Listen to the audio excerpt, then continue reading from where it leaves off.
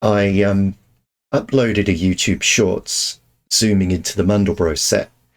It's not like super high resolution, and on YouTube it looks pretty awful actually.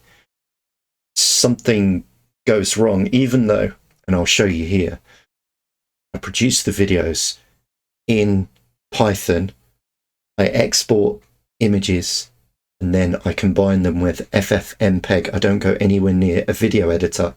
I upload it to YouTube Shorts. It looks terrible. I've tweaked it a bit to a point now where when I upload them to TikTok, they look really good.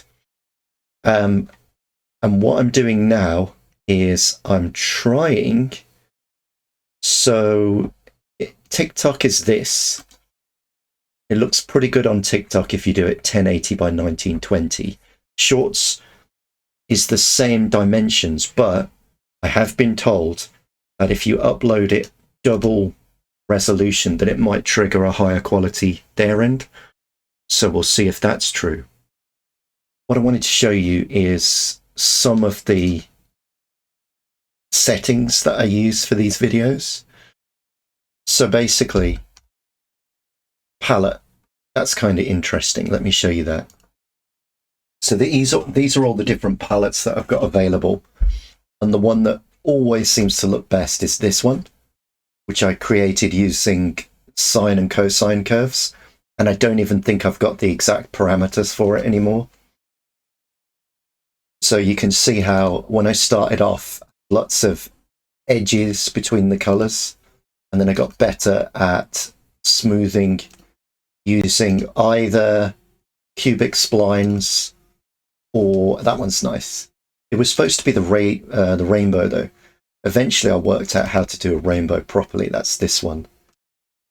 One of the other ones that I really like is this one. It's like blue sky, but the fractals always look like ice. So we've got color palette. Do you want axes? That's when I'm searching through the set. I can put a cross on there so that we know what's in the middle. Create video, yes or no, so that I can, if I want to just run a series of images without waiting for FFmpeg at the end. Color cycle step, because what I'm doing when each step of the program, it shifts the color palette left by 4. That seems to work. This one looks really good, doesn't it? One looks really good. So how about if I change it to 22? So if I go back into the program, so we go up here, RGB B22, palette 22. Let's take a look at what happens when we run that. So we're going to be focusing on this area here.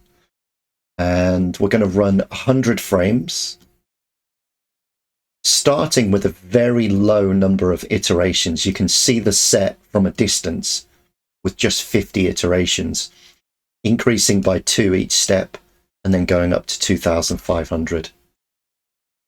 Ideally, you want this to be as high as 20,000, but even using the GPU, that's slow. All right, let's go.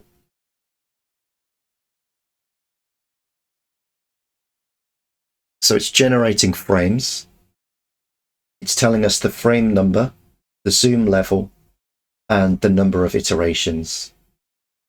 This is quite slow. Why is it so slow? Probably because it's 2160 by 3840. It can definitely go a lot faster than this. Frame 28, 29, 30.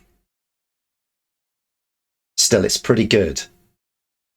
We're going to produce 100 frames and it will give us a time readout at the end.